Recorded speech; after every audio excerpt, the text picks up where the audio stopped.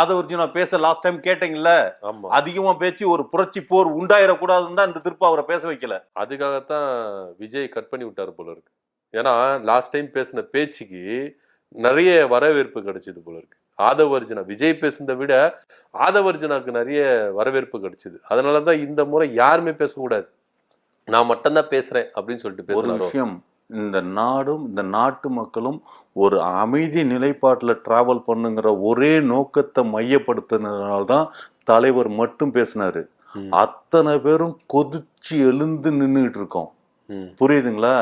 அவர் சாந்தப்படுத்தி அமைதியா எல்லாத்தையும் அவரு வழி நடத்திட்டு இருக்காரு.